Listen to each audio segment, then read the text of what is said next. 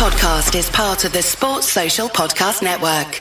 This Pride, everyone's coming through for the Trevor Project on YouTube Shorts. Join us! Create a short showing how you're stepping up for Pride using the hashtag YouTube Pride Challenge. Come through for Pride on YouTube Shorts. Visit youtube.com/pride. Love tennis with Matchpoint Tennis Championships. Take it to the courts with the brand new tennis sim with dynamic gameplay and a true taste of tennis.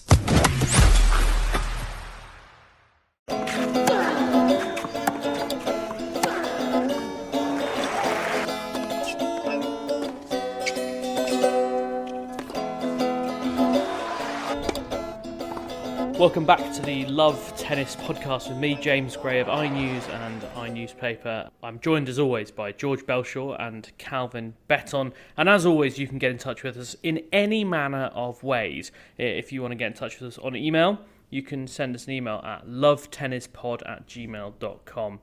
Someone who's done that this week is Frank Alagno, who you may not be surprised to know, because of the conversation we've had recently, is a Rafa Nadal fan and doesn't think that we give Rafa fair dues in his rivalry with Novak Djokovic. He says, I'm a massive fan of the podcast, but surely you wind-up Nadal fans, especially George and Calvin, who persist in making brilliantly bold and wonderfully wrong arguments that Rafa doesn't quite measure up to Novak. Perhaps you don't know that Rafa leads Novak 13-7 head-to-head in Grand Slams, Olympics and Davis Cup. Maybe you don't have Wikipedia in England. This is quite a long email, so I'm not going to read the whole thing. Personally, he says, I love the wind-up. It's great fun, especially as Rafa keep proving you wrong, but a bit more counterbalance maybe, and consideration of actual head-to-head Grand Slam results make for an intriguing discussion. I'm not gonna get deep into discussion on this, because I think we should do a special podcast on the Nadal-Djokovic rivalry, because I think it's one of the best ever, and it would be good to talk about it. But I'm just going to point out that, and you might think this is nitpicking, but Djokovic hasn't lost to Nadal at a Grand Slam outside of Roland Garros since 2013. And I think, rightly or wrongly, we often basically discount all the results at Roland Garros because we're like, well, obviously Rafa won that. Now, it's not fair, I think, but I think that's often what happens. Anyway, there's a little jumping off point. Let us know if you think I'm right or wrong. And as I say, we're going to have a really big chat about this at some point because I think it's definitely worth doing. We've also had a 5-star review, and you can always leave us a 5-star review on Apple or Spotify. We're always really grateful for them. If you do it on Apple, you can also leave us a bit of a message, which is exactly what 80s Villager has done. It says, avid listener, and as a New Yorker, I'm appreciative to be educated on the vagaries of British posh, middle class, and Yorkshire accents. I don't know who he's talking about, but anyway. But somehow the three of you all fell under the same delusion that Djokovic has dominated the head-to-head with Nadal. Actually, Rafa has won almost 2/3 of the matchups in Grand Slams, Davis Cups and Olympics. 13 out of 20 matchups. It's not even close. Snap out of it, lads. Now, is it possible that this might be the same person operating under a pseudonym of 80s Villager? I was going to wonder if we're like victim of like a Russian bot attack from like kind of Nadal enthusiasts, like just quoting the same stats like under everything. Who knows, George? It's entirely possible. But if you want to be part of the Russian bot wave, let us know.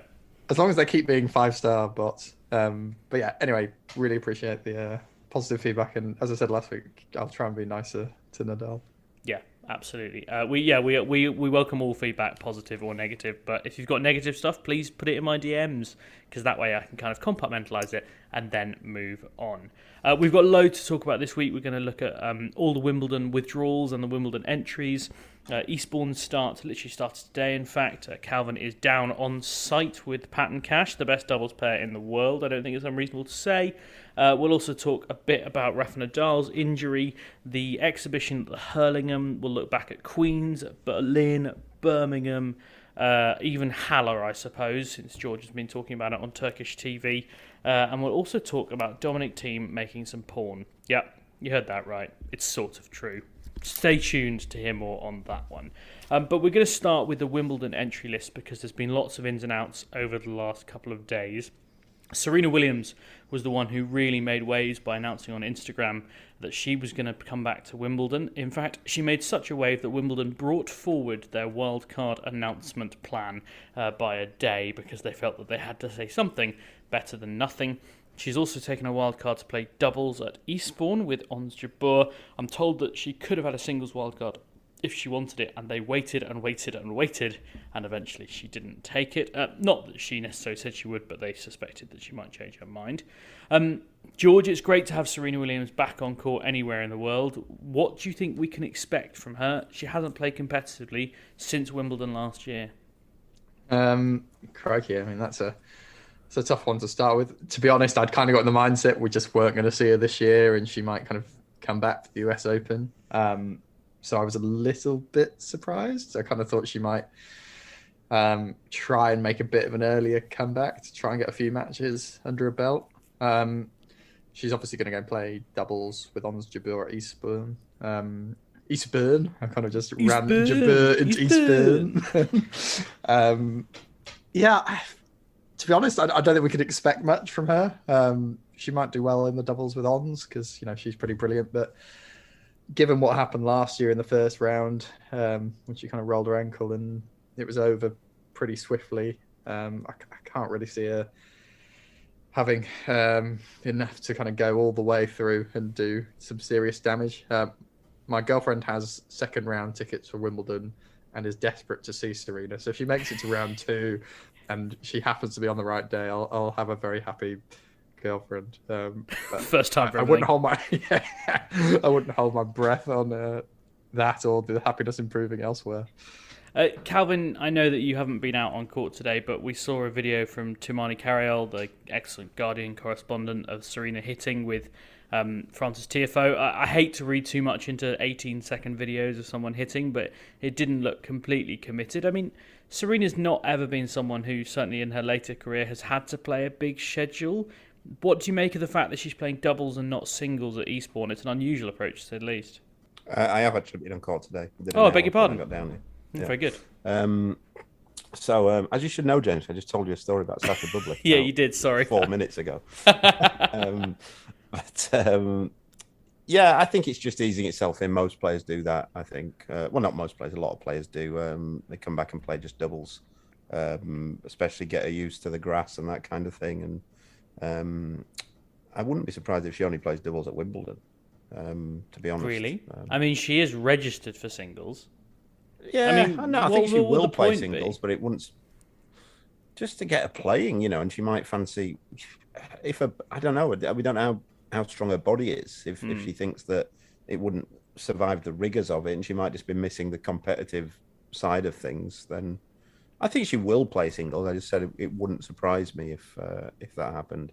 I think is she playing doubles at Wimbledon? Do we know that yet? It's actually a good question. She's not on the entry list, but I'm guessing the doubles. There's still a couple of doubles wildcards up for grabs, I think. So she could in the women's, theory, I think. Yeah. They held a few back normally, and obviously could play mixed if she wanted as well.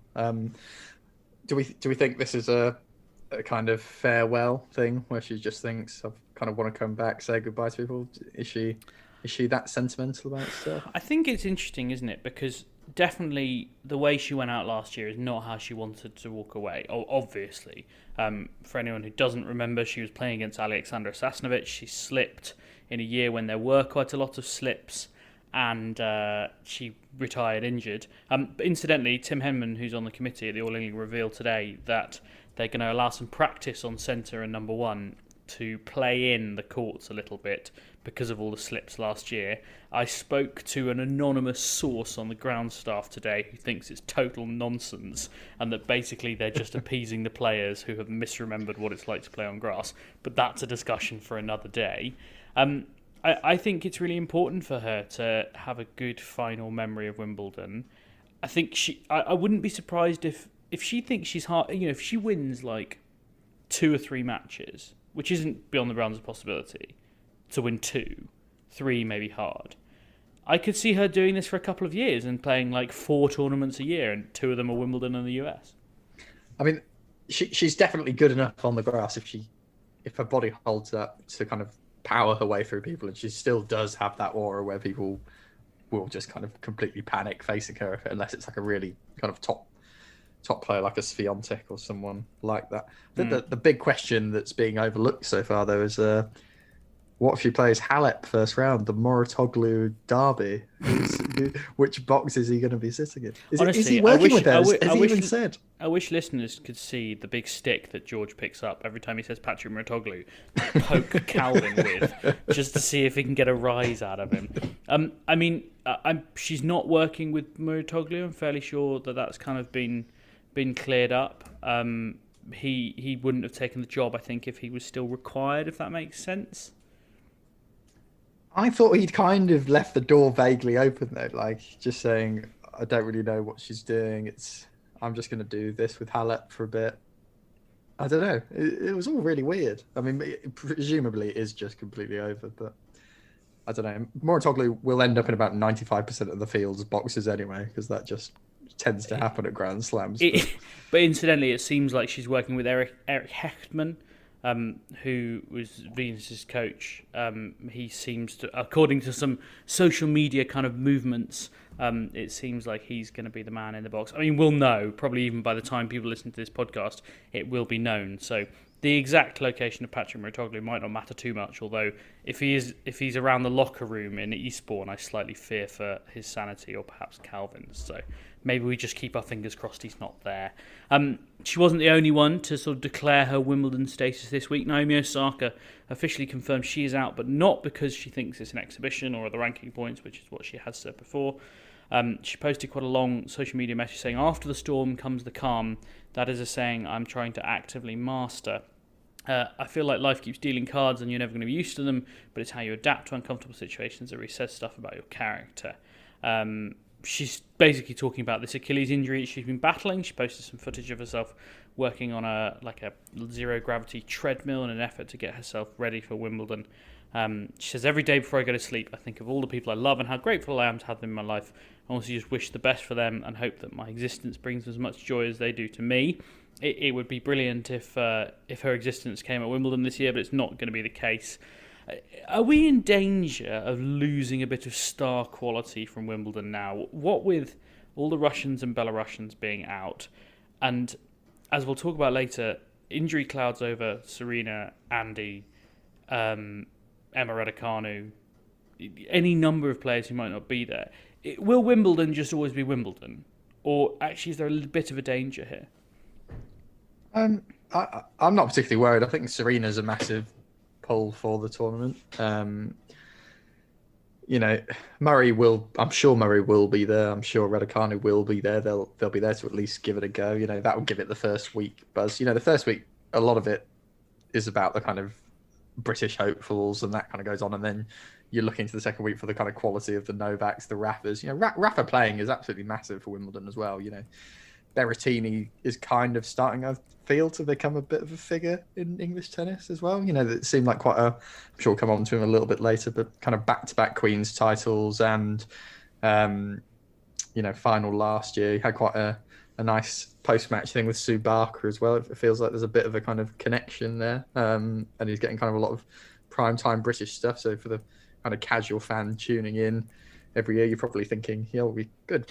Berettini's there this year, which you might not necessarily be the top of your thoughts for, say, Australia or whatever. But no. In short, no, I'm not A, worried about the star quality, and B, yes, Wimbledon is always Wimbledon from these shores anyway, and people will tune in and enjoy it because it's part of the British summer, James. The one impact of the lack of ranking points is that Eugenie Bouchard has withdrawn, which, Eugenie Bouchard hasn't played tennis in more than a year, so I don't think we're that surprised. But it was interesting what she said, because she had shoulder surgery in June last year. She's got a protected ranking, and she said, "As much as I love Wimbledon, skipping it makes me sad. Using a PR entry at a tournament with no ranking points doesn't make sense." I mean, Calvin, you can probably clear this up a bit more easily, but am I right in saying that basically you can only use your PR a certain number of times, and once you've got that, basically your ranking is going to drop massively, so you want to do it at tournaments where you can gain good points, is that right? Yeah, I think it's 6 tournaments you can use it for. So after you've been out for a certain period of time. I mean, although Eugenie Bouchard not playing because there's no ranking points available is like me closing my account at Coots Superbank. When was the last time she actually picked up any ranking points before she was injured? Well, but losing first round still would have. Well, she's. Yeah, I mean, this is as I was reading. You don't get any ranking points for losing first round. No, of course you don't. I will say on what George just said there about is it still Wimbledon? Yeah, it is still. It will still be Wimbledon because I always say that Wimbledon is a social event with a bit of sport going on in the background. 90% of the people who are there watching don't really care for which players are there or whatever. So. Well, I mean, I've just been at Queen's for a week, so I think that it perhaps is even more the case that I mean, I know. I mean, and I apologise to listeners who are offended by that because I know lots of Love Tennis listeners did go to Queen's this week, and you are the committed tennis fans. But the reality is, and I was mixing among them, there are a lot of people there, and you know what? Casual fans are still matter. You know, they still put money into the game. They still pay all of our wages directly or indirectly. But as you say, there are some events which are like proper tennis events where it's, you know, the Ilkley Trophy. I imagine you don't get many people there for the jolly, Calvin. Well, I was just going to say quite the opposite. The Ilkley Trophy was sold out yesterday. Wow. And the centre court there apparently seats 900 people. Mm. And the event was a sellout. And at no stage on the semi-finals day, which was yesterday, men's doubles final, the 4 semi-finals, men's and women's, at no stage was there any more than about 150 people on centre court. So they did have a corporate area though, which was quite busy. Well frequented, I see. Okay, well, Yeah. who knew people went to the Ilkley Trophy for a jolly? Interesting stuff.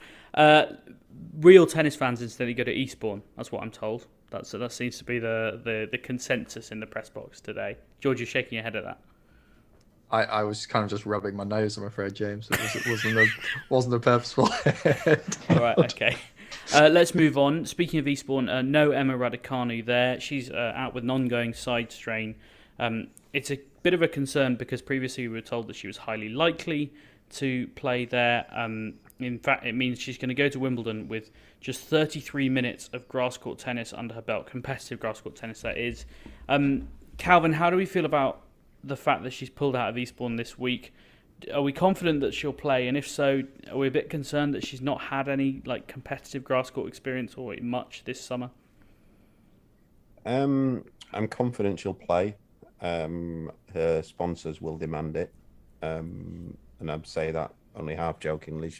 They would expect her to be playing all 4 slams, and that's the biggest one. So she'll be under extensive pressure to play it, I would say. But which is a shame, right? Play it anyway. But but I think she'll want to play it anyway. I mean, I don't think it'd be a case of if she wasn't fit that she'd play it because the sponsors said so. But they will want her to be playing there. You know, she'd obviously want a few matches, but as we see, with the women's game, as we keep talking about most weeks, it's so random and so mad that. Is it necessary? I don't know.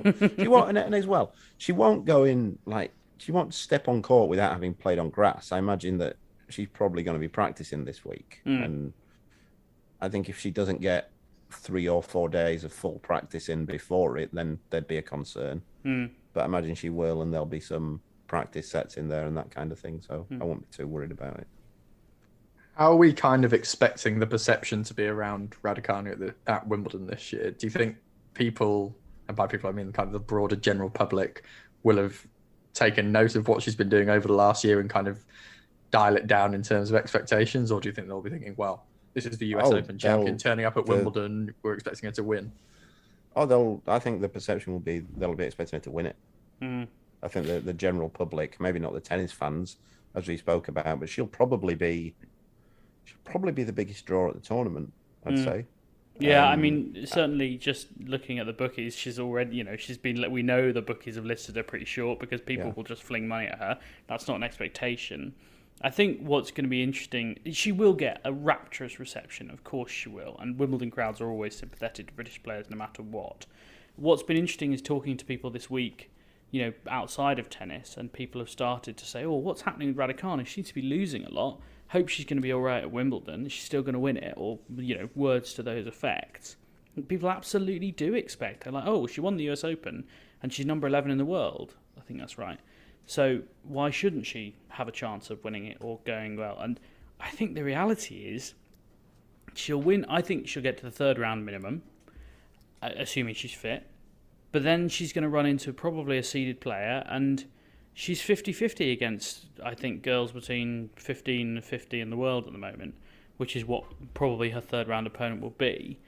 And I just really struggle to see, if she's short of practice and short of fitness, which we know that she will be, I don't know. It's hard to judge, but I think there's going to be a big expectation achievement deficit, and I think that will be difficult to handle. I know how everyone will try to handle it, but inevitably, as I wrote something today, everyone's got an opinion on Emma Raducanu, from Andy Murray to Piers Morgan. Some are really valid and some are not.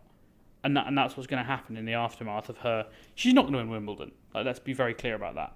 But however she goes out, I think it might get a bit ugly. Raducanu, Serena first round. Who wins that if we get that draw? I don't know. I mean, can we have a first ever draw Who in finishes tennis? It? Yeah, exactly. Who has the first medical timeout? Yeah, I mean, I was thinking this the other day, almost whoever Serena draws is news, but Serena Raducanu would be insane. Yeah, I mean, the general public's perception of British tennis players is horrendous. Let's have it right. I mean, I know you're right, James. Do you mean misjudged? You don't mean that they think badly of them? Well, let me put it this way: when you're right in what you're saying, that whatever stage she loses on, she'll get stick for it. And I remember towards the end of the 90s, just after he'd retired, there was a poll in one of the papers, Britain's biggest losers, and Tim Henman was, I think, second as Britain's biggest ever loser. And at the time, I think from the years that they were active, Tim Henman was top 10 in the world for 10 years. And the only other sportsman that Britain had during that period who was top 10 in the world was Lennox Lewis. There was no other sportsman who was top 10 in the world for a 10-year period. And Tim Henman consistently made semi-finals at Wimbledon. What did he have? 3 or 4 semi-finals? And every time he lost, he was deemed a massive loser. And he lost to Pete Sampras 3 times, and Goran Ivanisevic, who won it, and the other one. I feel like he lost to and Rafa so there's no perspective on it. You either win it or you're a loser. It's kind of the brutal thing about tennis, right? It's almost everyone loses every week. That is the reality of tennis, and it's hard. Yeah. Are we categorically ruling her out of winning it? What, Raducanu? I've already said that. I said it like a politician. I said, let's be very, very clear about one thing. Emma Raducanu's not winning Wimbledon. I mean, there's no chance. I don't think she's winning. I don't think there's. I wouldn't say there's no. I caveat it with saying it's women's tennis, as always. I caveat everything that's about women's tennis by saying it's women's tennis. There's a 10% element of absolute chaos about it all. It would need lightning to strike. I would say it's more likely that any of the other 40 players who are around the same standard as Emma Raducanu would win it, because it would mean lightning striking twice again. George, do you think she can win it? I think anyone is capable of going very far in a women's slam at the minute, and she did play some good stuff last year. I don't think the preparation's been ideal. I think the biggest reason I don't think she can win it is probably Swiatek, to be honest. I just don't think anyone's going to get near her. Yes, I'm a bit miffed at the biggest reason that she can't win it is Swiatek. She hasn't been past the third round. What about any of the other players in the draw? Let's be honest. I'm not looking to have a pop at her because this gets levelled at me every week, right? Don't damage our racing, Calvin. Nothing that has happened since the second week in September has given any indication that Emma Raducanu can win Wimbledon. No. But maybe she wants it more, Calvin. She wants it more than anyone else. That's usually who wins all major sporting events. Whoever wants it more, isn't it? Maybe it's just the ultimate hustle, Calvin, that she's been trying to catch everyone She's been hustling. Oh my God, I've heard everything now. Let's move on to the ultimate hustler, the real ultimate hustler. His name's Tim van Rijthoven, and he's been tanking for years just to get a wild card into Wimbledon. You may remember last week that Calvin said he'd buy Georgia beer if Tim van Rijthoven got a Wimbledon wild card, and Calvin's from Yorkshire, so that's a big bet. And in fact, he did. So the Love Tennis reunion, which is already billed to be quite a big deal, could actually be quite serious on the first Thursday of Wimbledon. He, of course, had that dream run at Rosmalen. He shot up 100 places in the rankings after beating Daniil Medvedev in the final, and then he was handed a Wimbledon wildcard.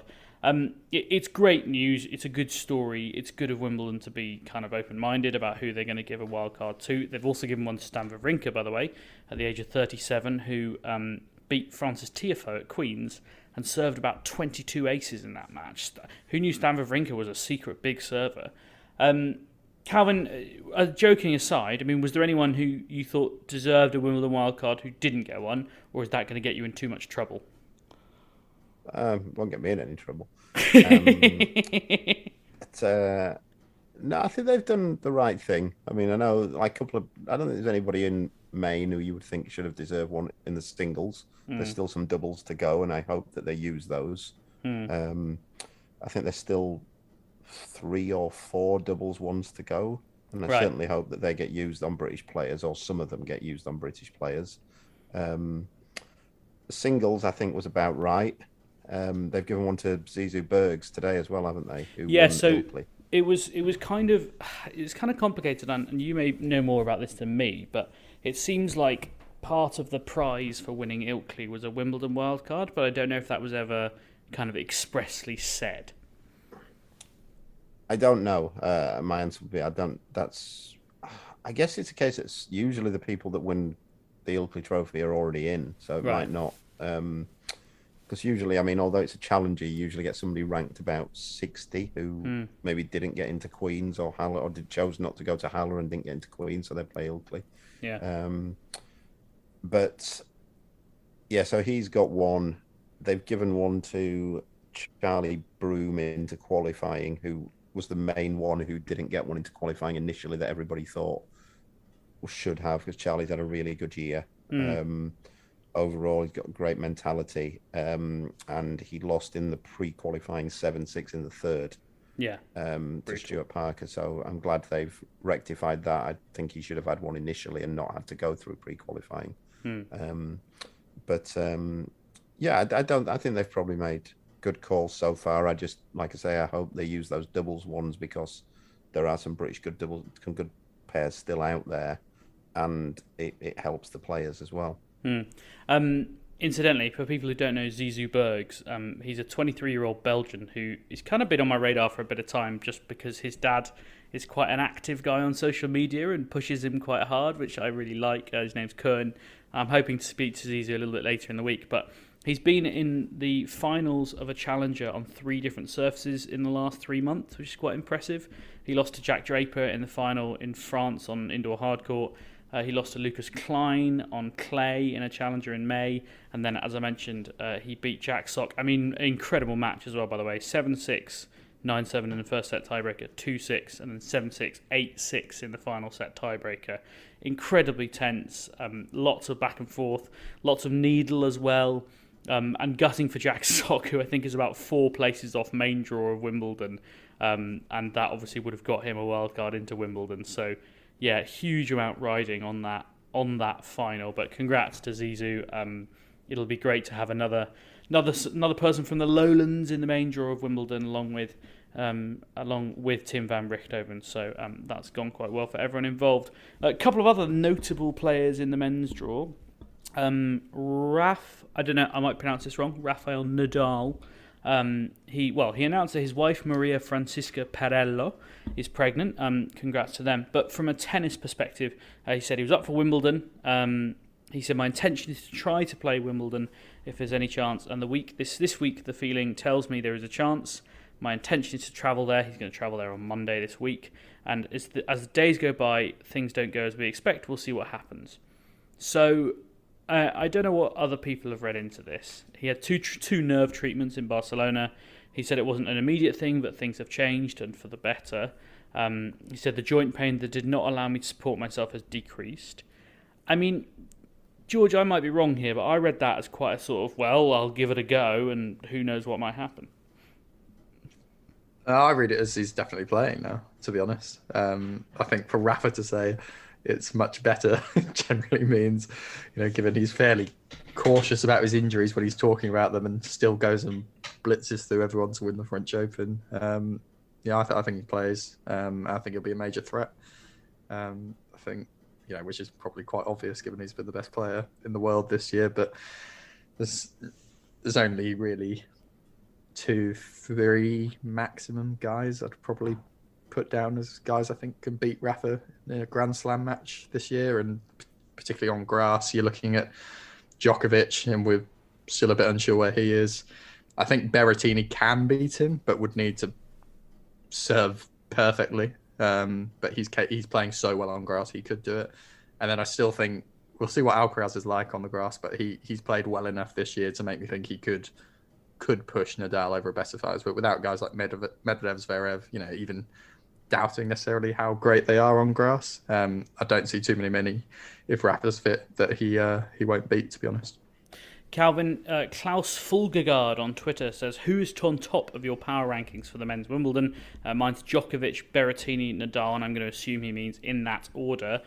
Do you concur there, or would you put Nadal higher than Berettini? What's your reading of the situation? I would think about it more in a pyramid type system. I'd have my pyramid is, and I thought about this I saw the questions, so I thought about it on the drive down. I'd have Djokovic at the top of the pyramid, and below him I'm going to break away from the pyramid structure straight away. Yeah, because I'd have Nadal slightly ahead of Berettini, but both on the same, but Nadal a little bit higher. Right. And then underneath that, I would have Hurkacz. Yeah. I'd like to see the draw, but with a kind draw, I think you've got to have Murray in there. If he looked fit, if he's fit, he's beat. Look, if you look at the next players down after, such as I'll do a bit of pluralism here, after your Hurkaczes of this world. Ahead of Alcaraz, Murray? I'm gonna. Sorry. Ahead of Alcaraz, Murray? Yeah, I think so. On grass, or at least the same. I don't. We've got no sample size for Alcaraz though on the grass. So Alcaraz last year on grass is completely irrelevant. Up until about US Open last year, he was completely irrelevant anyway, wasn't it? So, so I'd have Hurkacz, I'd have Murray, but I'll caveat Murray with a decent draw. I think he needs to get in it, and then I think I'd still have such as Felix would be there. He had a good one last year, and then underneath that I'd have Kyrgios, begrudgingly included. Shapovalov in that next band. But no, look, Cilic. No, Shapovalov's playing crap, isn't he? Cilic is not going to win it. He's got more of a chance of winning it than Tsitsipas. I'm sorry, I don't understand where we think there's any evidence for Tsitsipas doing anything at the grass and not Cilic. I just think he's at some stages. No, it doesn't make sense how bad he is on grass. That's the thing with Tsitsipas. Like he has to, and I get there might be some sort of bias or something going on there. I can't see how he's so shit on grass. It doesn't make any sense. But because he serves well, he volleys well, he moves smoothly. He doesn't have huge swings. Like even his backhand, he can slice it. It should sort of make. Can't get it up so high. But that'd be my power ranking pyramid, if you will. Calvin, after the break, I'm going to ask you a question from Eleanor Tsurdi about one-handed backhands on grass, because that is what Stefanos Tsitsipas has.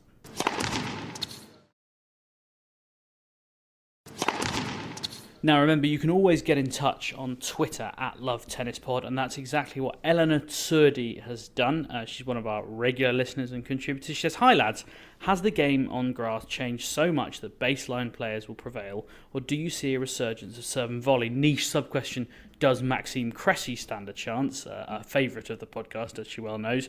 Also, what are the secrets for an effective one-handed backhand on grass, which I thought might be a good way of doing Calvin's minute tennis this week. Calvin, I won't make you do a minute on the one-handed backhand on grass, but I wonder if you could talk a bit about why it's difficult or better on grass, and what the kind of tips are. And maybe, because I suspect that Eleanor perhaps has a one-handed backhand herself, what the common errors that people make when trying to hit the one-handed backhand are. So, fire away.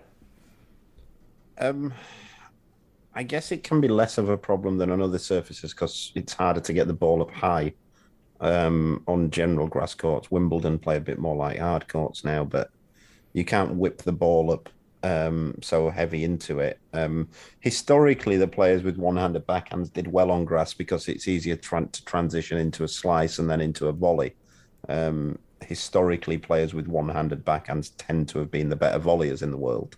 So that's why sort of in the 80s and 90s, I'm trying to think which players won Wimbledon in the 80s with two-handers. I think it was just Connors. Did Borg win one in the 80s? Did he win it in 80? I think maybe. Borg won it in 80 maybe. But other than that, I think everybody who won it in the 80s was a one-hander. Edberg, Becker, McEnroe, Cash. I think I've gone through them all there. And Borg did win it in 80, you're absolutely right. It was the last time he won Wimbledon. Yeah. So I think from 82 and then even going into even to the mid-90s, because Edberg and Becker both won early on in the 90s, and then Sampras obviously came and dominated. So I think it was only Agassi who won it in 92 or 3. 92, I think. I haven't got that in front of me, Calvin. Yeah. You're testing me too well. So for a long period, it was one-handers that won it, but I think the game changed when it became more baseline based. What changed that made it more baseline?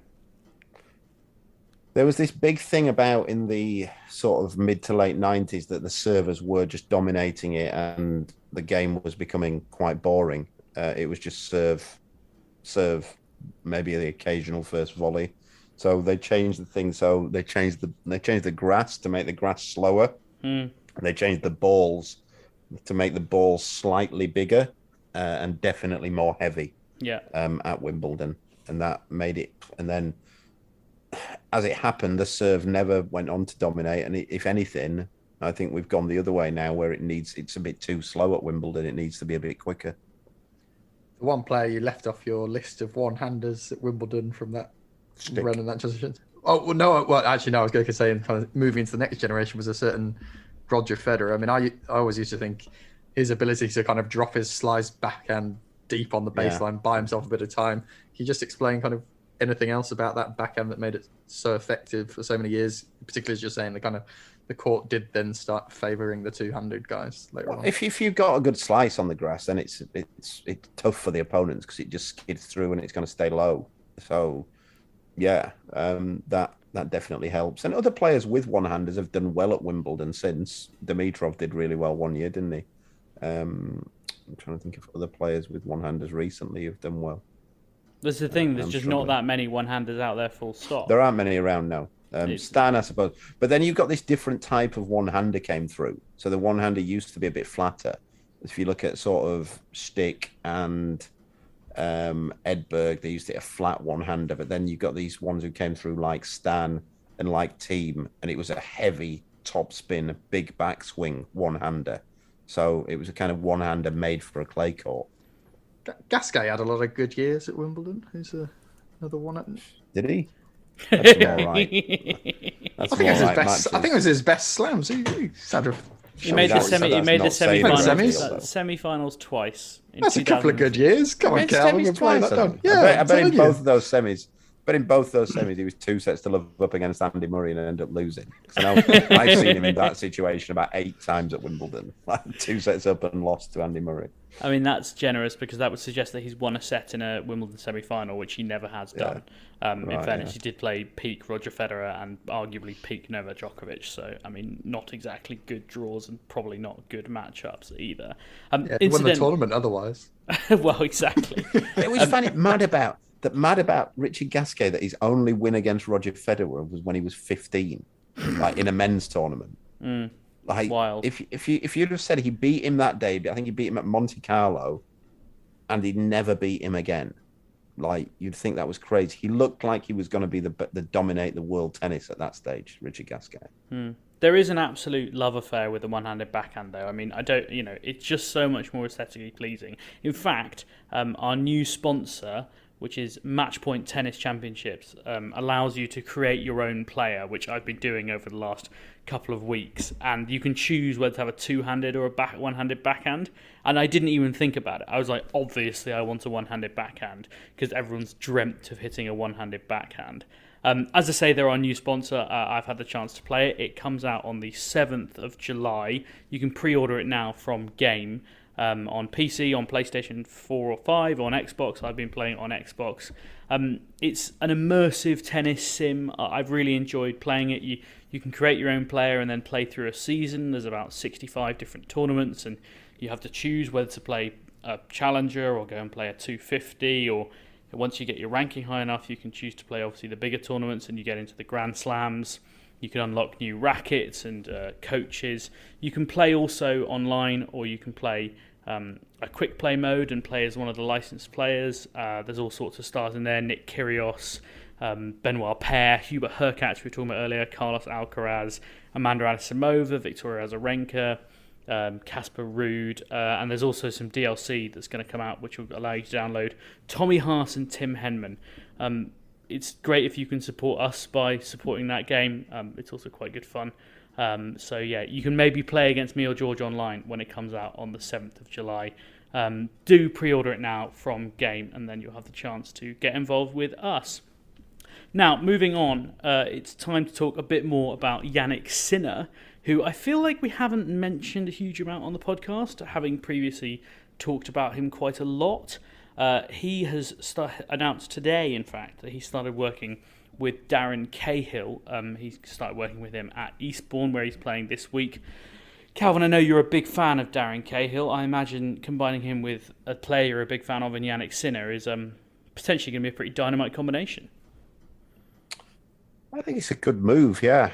Sinner needs to take a step up, doesn't he? He's sort of stagnated a bit, and again, it's all sort of got to get it in perspective. He's stagnated being about the 10th best player in the world, which is not a bad place to stagnate at, but he's really struggled to beat the top guys. I can't remember the last time he beat somebody in the top 7 or 8, to be honest. And he's sort of mastered that run of.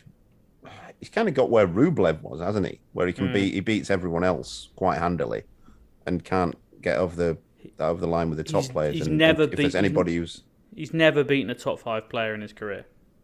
Yeah, that's the giveaway. Yeah, there's an element that people might have found him out. He's a bit one-dimensional, but I think that's something that Cahill will look to change. He's got experience of taking those guys from that sort of level to the top level, so let's see if he can do that. George, it's a bit of a freebie on the grass, Jannik Sinner, isn't it? He obviously pulled out the French Open when he was playing Rublev with that knee injury, which is a bit of a shame because it was actually a really good match, kind of burning up there. I mean, he's got no points to defend from Wimbledon, so he's not going to lose any points. So everyone's going to come back towards him a bit, if that makes any sense. So he's got a complete freebie at Wimbledon, hasn't he?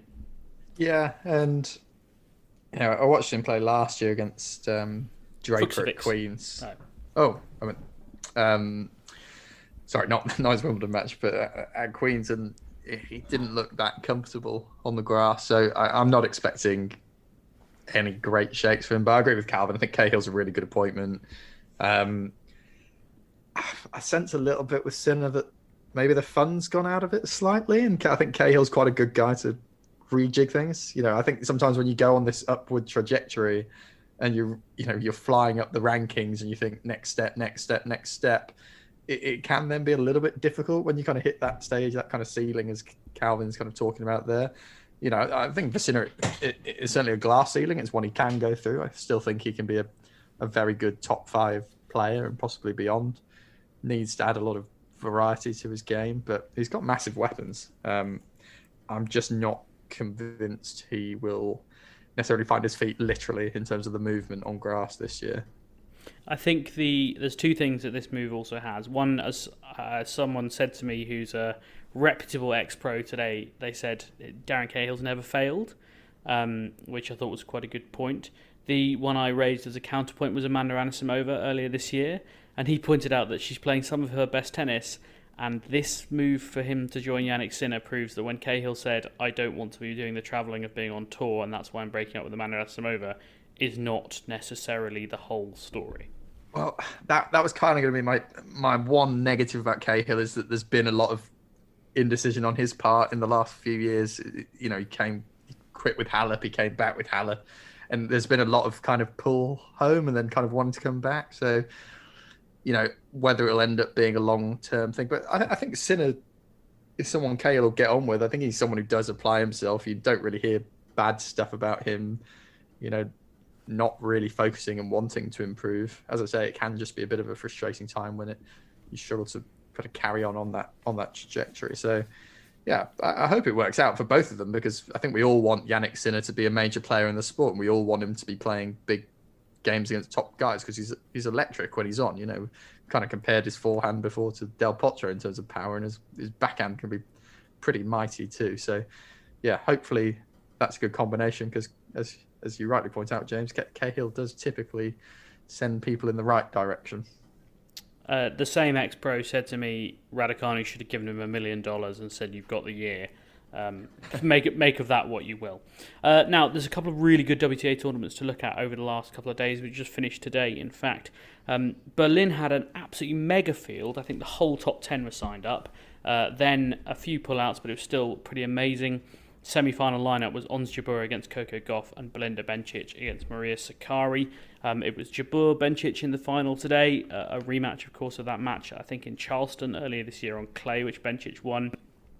Unfortunately, ended the way you wouldn't have wanted it to. Bencic retired with an ankle injury, 6-3, 2-1 down in the second set. So maybe Jabeur would have won it no matter what, but nevertheless, not something you like to see. It was nice to see when she retired, Jabeur came over with her ice box and said, let me get you some more ice. And, it was just, they ended up sitting together during the presentation ceremony. And, just good to see camaraderie on the tour, I suppose.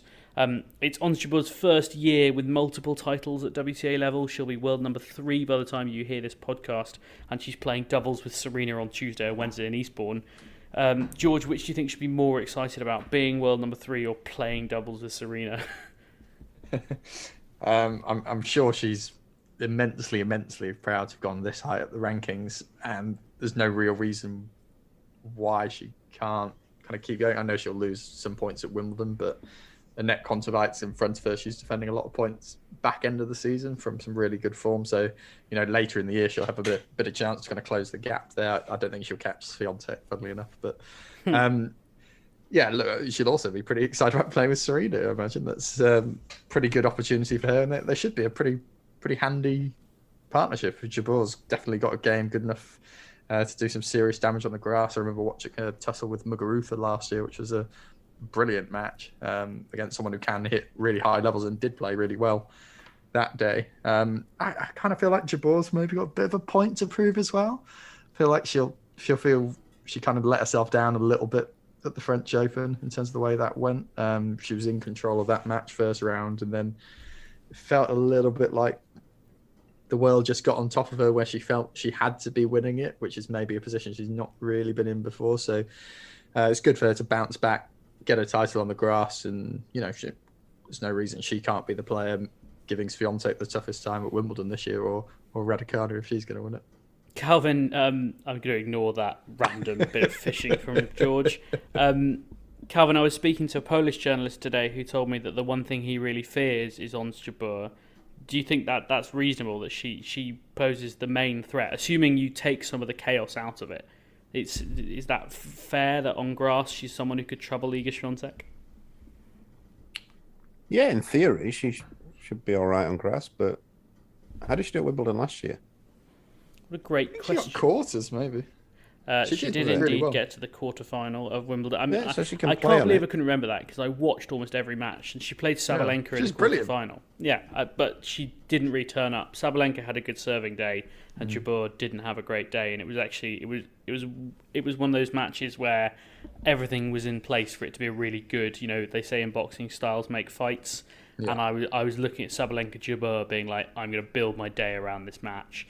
And it just flopped a bit, and she lost 4-3. And you know, it was like a lot of matches in that women's draw that year. Actually, it looked like it should be really good, and it wasn't. You know, the final included. I mean, she does play well on grass. She's someone who's got a lot of different spins. They always say about Ons Jabeur, and I would think that maybe someone who can present a different look to Iga Świątek.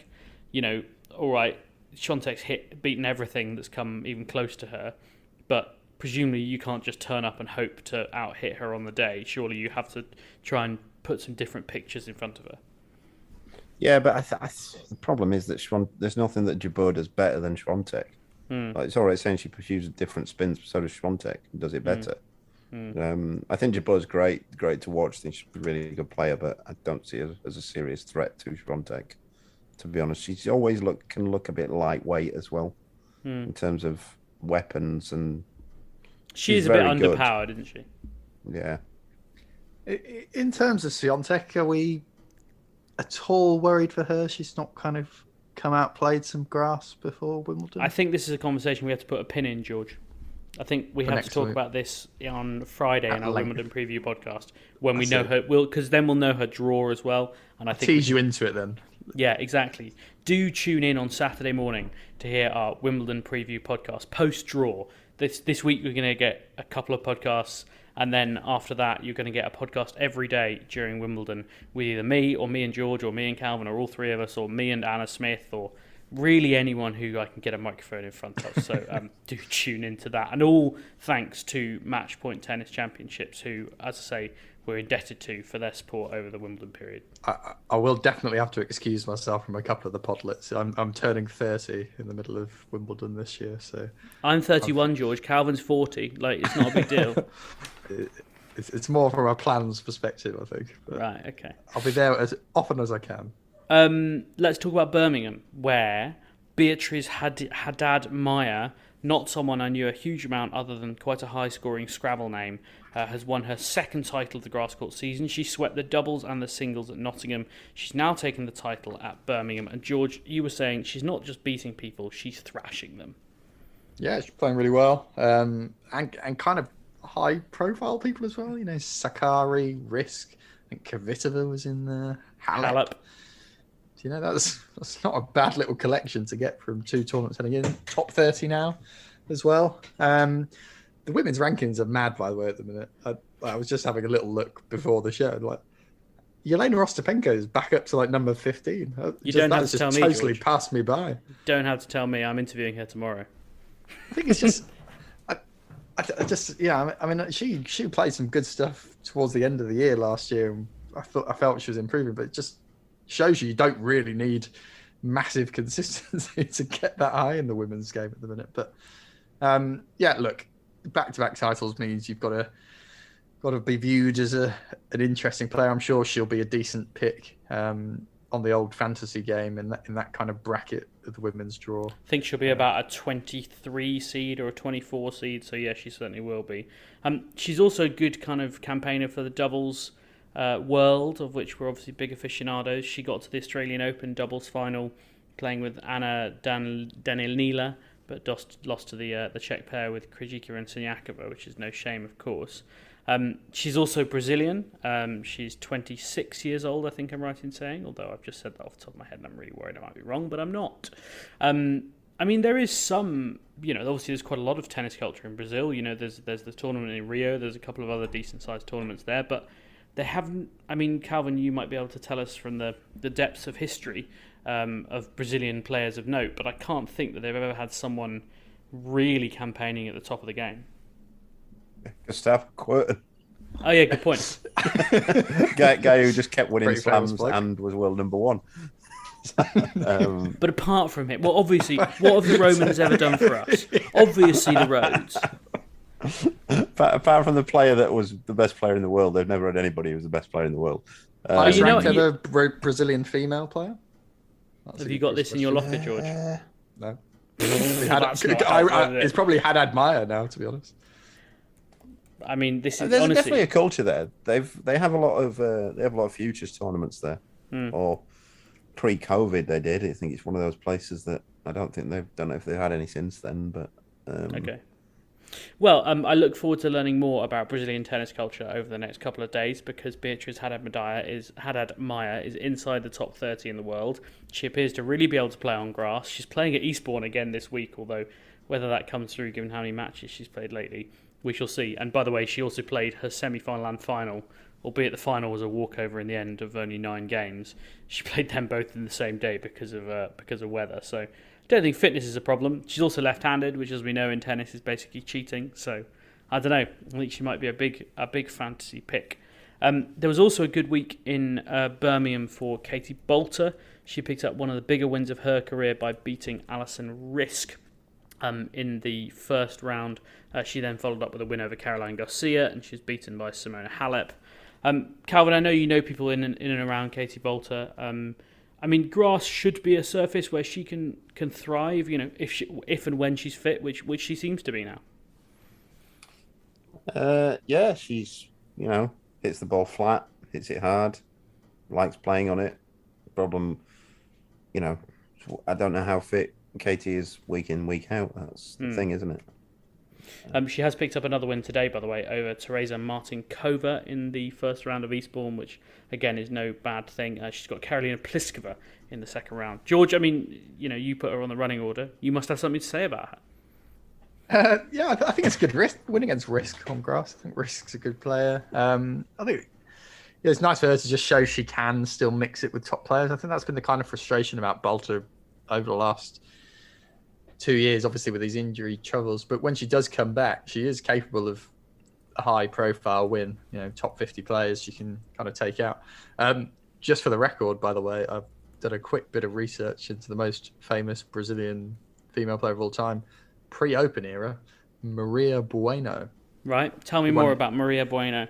She won 19 Grand Slam titles, 7 in women's singles and 11 in women's doubles. So the rankings weren't a thing there, but if she was ranked, she would be number 1. But I think Haddad Meyer would be the highest ranked ever Brazilian female player in the world of rankings. Right, okay. But she smashed it pre-Open era. Do we think Katie Boulter can, without wanting to tee up our preview podcast too much, do we think she can win a couple of rounds at Wimbledon? I mean, draw notwithstanding, she's obviously got a wild card. Yeah, I think so. She's got good serve. She hits well on grass. I think, you know, her main problem is the body. But I wouldn't want to face her first round. You know, obviously I'm not with your knee, but no. Yeah, definitely. But yeah, no, she won't be an easy draw for someone. And as we've said before, there's not that many standout players that you're looking at on the grass at Wimbledon thinking, yeah, I really see her going to the semis. I think the only players I'd be reading off would be Swiatek, Jabeur. I think Goff can have a good Wimbledon. You know, she's shown some good form on the grass as well, and obviously off the back of a good French Open. Muguruza is the age-old one that if she turns up, she can win the whole thing, but she probably won't. But that aside, and Raducanu obviously. But that aside, there's not many players I'd be looking at like serious danger. Let's move on, shall we, and talk about Queens, where I've been this week. My first Queens Club Championships, which Did you enjoy it? Yeah, I did actually. It's quite an unusual tournament. I don't think the crowd are the best without wanting to offend anyone. Like, I think they're fair, but it's not like a Wimbledon crowd or like, you know, I don't think they're even like the Nottingham crowd not in terms of size, but in terms of kind of timbre. I think they just weren't as into it or like partisan as maybe some other crowds. It's a bit more reserved. No one gets booed for anything, that's for sure.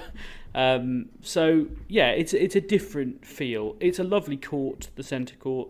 We're able to stand on the players' balcony and watch from there, which is kind of the corner. And the other day when it was 30 odd degrees and the press seats are in the sun, it was nice to be able to stand there in the shade. It was great to have Ryan Peniston making a big run as well. He was the last remaining Brit, the British number 7. I think he made about 50 grand in prize money, which for a guy whose career prize money is about 120 grand before that, it's obviously a pretty massive boost. Calvin, you call him Penno, the physios call him Penny. I'm not sure what the official nickname is, but either way, you've known him for quite a long time. It must have been quite nice to see a guy get a bit of national recognition. As I say, he was the last of the Brits remaining. Yeah, good player, good lad, good player. Competes well, makes a lot of balls, moves great. Another lefty. Yeah, I wasn't surprised that he beat Ruud. That's Ruud's obviously got his weaknesses on grass, and Penno's always. You don't want to be playing Penno unless you're entirely focused on it, mentality-wise, and you're confident in your game on the surface, because he's going to find gaps in it. Mentioning that win over Ruud, I think we do have to give James a nod there after he was hammering that home last week that Peniston was definitely going to beat Ruud. So. Yeah, I did pick that pretty hard. I'm not going to lie. I was pretty pleased with that. I don't get many right. I crowed about it on Twitter rather unashamedly. I also wrote a fair bit about it and about this. He's up into the top 150 in the world. As I say, in terms of rank prize money, he's got a wildcard to Wimbledon, which is 50 grand guaranteed as well. So it'll be a total of £100,000 in this grass court season alone. I mean, Calvin, in terms of Ryan Peniston's 26 years old. He's not come out of nowhere, but he's obviously playing his best tennis of his career. In terms of what a summer like this does for his career, how does it change things in terms of what the rest of his season looks like, and I guess what the rest of his, life looks like? Is it life-changing? Is that too much to say? I wouldn't say that in itself is life-changing, but it opens doors that could be. He's going to start now looking at thinking, well, he's going to get in, thinking of done it anyway without that. He's going to get in US Open qualifying, so maybe that plus a little bit of a run this week and next week at Wimbledon, start getting him seeded, and might get him a seeding at US Open qualies. That's what he'll be hoping for. That'll be the next step, I think. And then once you qualify and you're playing more and more slams, then you're looking at serious. I don't know if he's got it life-changing, because it's only really life-changing now when they're earning so much money that they don't have to think about making money. And that doesn't really come until you're 40 in the world, maybe. Yeah. What's his ceiling, Calvin? What do you kind of see him being able to get up to? The top 100 player, top 50, or is that? He could definitely go top 100, I think. And his best surface is coming up. He's very, very, he's tough on the hard courts. If you get him on a slow or medium hard court, he's like, I think we spoke about it at the time last year when him and Luke, who I coached, they played the longest set. Still maintain the longest proper set that's been played in proper tennis, not that mess of a match in the 80s or whatever it was, which was 1 hour 56 minutes for one set of tennis. So once he gets on the US hard, if he starts getting seeded, then he's going to be winning some matches. Yeah, and it's never bad. It's never bad for tournaments when home players do well. So it was nice to have Penno go well there. Of course, Mateo Beretini was the man who took the title for the second year in a row. He's won 20 of his last 21 matches on grass. The only two men to beat him since the beginning of Wimbledon 2019 on this surface are Roger Federer and Novak Djokovic, both of whom have a bit of a track record. He beat Filip Krajinovic, who is now lost all 5 of his ATP finals, so you might say that was a good matchup. Look, it's no secret what Matteo Berrettini's game is. He's got a massive serve, he's got a massive forehand, and actually, I'll tell you what impressed me, George, this week, and I don't know if you'll agree, is I thought he showed quite a lot of touch around the net, which I hadn't always associated him with. Yeah, and we say his backhand's the massive weakness as well, but the slice actually isn't terrible against most players on the grass. It kind of sticks fairly well. Against a top guy like Novak, who can pick anything out straight away, or if you put it to the forehand of some of the bigger hitters, it might be problematic. But I think it really suits him, this surface. We spoke about Murray struggling to get the ball back to his backhand today. I thought Krajinovic, I'm sure we'll have a quick word on him after as well, but I thought he gave it a really good go. He broke him once or twice, I think, in the match. Just once. But yeah, just the once. He came close maybe another time. But, I do really think Beretini should definitely make the semis as a minimum this tournament. And then it's just a case of how well's Rafa doing, how well's Novak doing, where are they at? I don't think he should go into a match with Novak necessarily fearing him that much at the minute. And similarly, on grass, you're going to have a better chance against Nadal than you will on other surfaces, particularly still with whatever remaining doubts there are about his fitness, if there are any. And for the Nadal fans out there, I'm not saying he's bad on grass. I'm just saying maybe slightly less good than other surfaces. But look, it's going to be tough for him to win the tournament. There's still great players kicking around there, but I'm pretty sure Berettini will be winning Wimbledon within the next 5 years because he's playing great stuff, and the biggest obstacles to him winning it surely can't be going in 5 more years. Yeah, I literally wrote that in the newspaper, in Monday's newspaper. So go and buy that for, I think it's 60p. I should know that more. We should also mention Andrew Barron Murray, withdrew from Queen's with an abdominal injury. It's not a tear, it's a minor strain. We think he might get an outing at Hurlingham this week in an exhibition. We're not sure. We will talk more about that on Friday when we've got a bit more of an idea of how fit he is and what his draw looks like. Should mention Jack Draper beat Taylor Fritz in the first round. Was undone by Emil Ruusuvuori, who frankly just has the perfect game to beat Jack Draper. He hits the ball hard and flat, and he served extremely well. Calvin, it's no secret that Jack Draper is the future of British tennis, but I mean, another week where he had the chance to show everyone what he can do, and certainly in that first round against Fritz, albeit Fritz is not fully fit and it's not his best surface, beating a top 20 player takes some doing when you're a guy who's, ranked where Jack is at the moment. Yeah, but he's also underranked at that. He's flying. Grass is perfect for him. Actually, so are hard courts, to be fair. He's just a good player. Yeah. Good player, competes well, and then, got weapons, real weapons, if that's what you want in the men's game. We should also mention Denis Shapovalov. Didn't go well at Queen's and then had we got to the semis of the doubles, but didn't go well in the singles, and then had a massive moan for not letting his other half, Miriam Bjorklund, practice at Queen's. Said it was disgusting that she wasn't allowed to book a practice court at Queen's. There are lots of other grass courts she could have used. I'm not sure it was a rant any of us thought was particularly necessary or well advised, put it that way. Let's move on because I think we all agree on that, and I don't think anyone will disagree with us. Let's go to Halle, where Hubert Hurkacz won the title in style. He beat Daniil Medvedev, who shouted at his coach Gilles Zavara so much that he just stormed out. I'm amazed more coaches don't do it. I think it's disgraceful the way players shout at their coaches. Let's be honest, Andy Murray being a particularly bad one for it. I'm sure he makes up afterwards, but he's never very nice during the match. Calvin, Hubert Hurkacz made the semi-finals of Wimbledon last year. Beat the Roger Federer, of course. Seems to have a few weapons. I mean, we should probably be talking about him as... I can't remember which tier he is in your power rankings pyramid, but... Third tier on the pyramid. I mean, he's got a real chance if he gets a decent draw. Yeah, he's made semis last year. Yeah. And the semi was close. Yeah, and he's... Yeah, absolutely. He's one of those guys who just sort of... He's just, like... I don't feel like when I think about his game that he's got massive weapons, but he doesn't seem to have many real weaknesses. George, you're raising your eyebrows.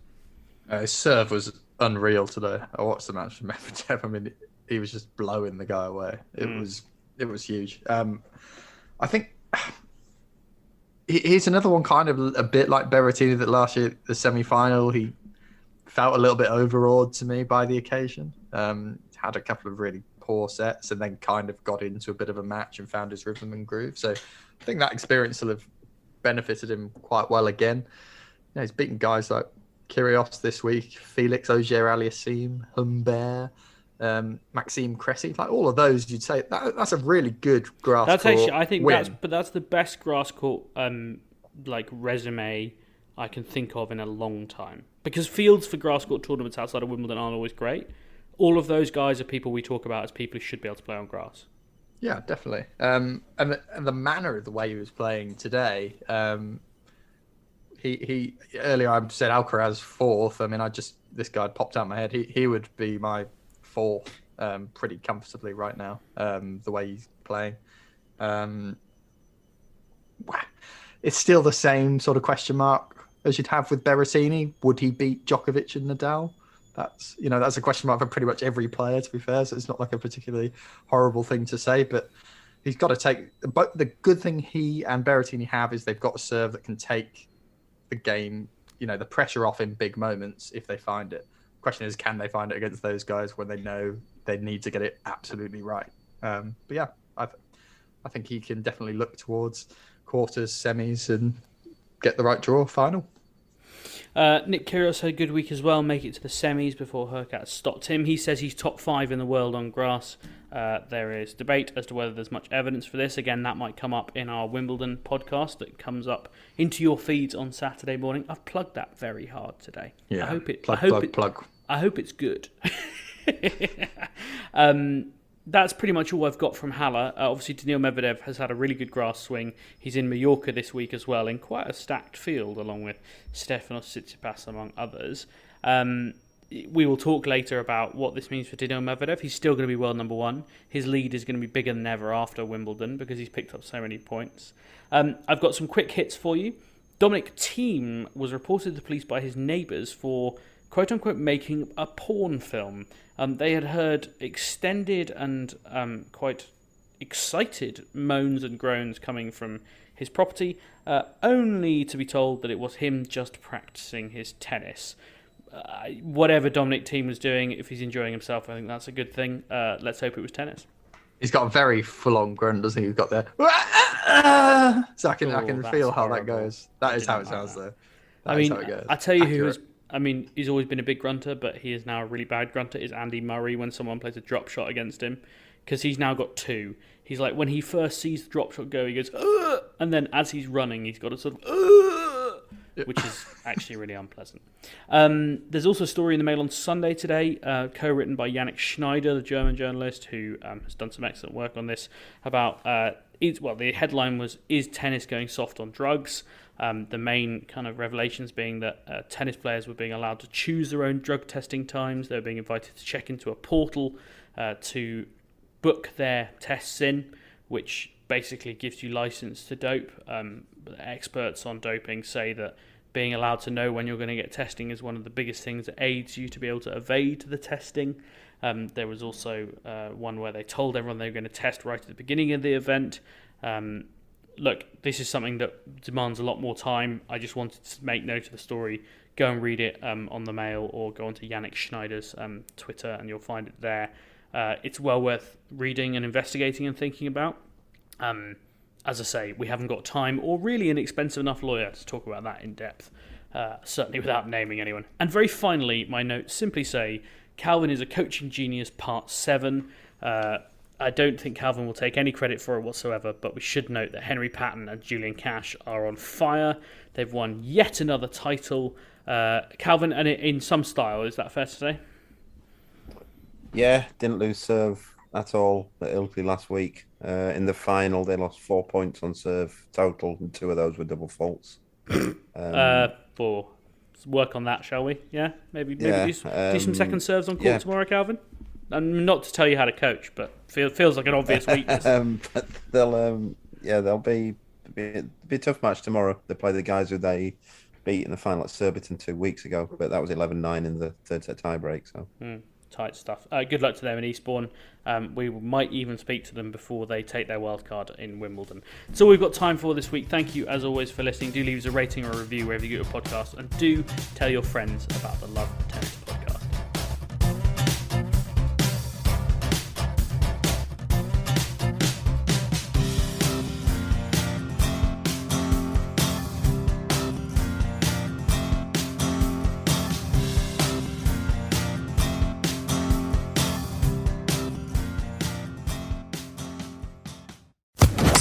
Social Podcast Network.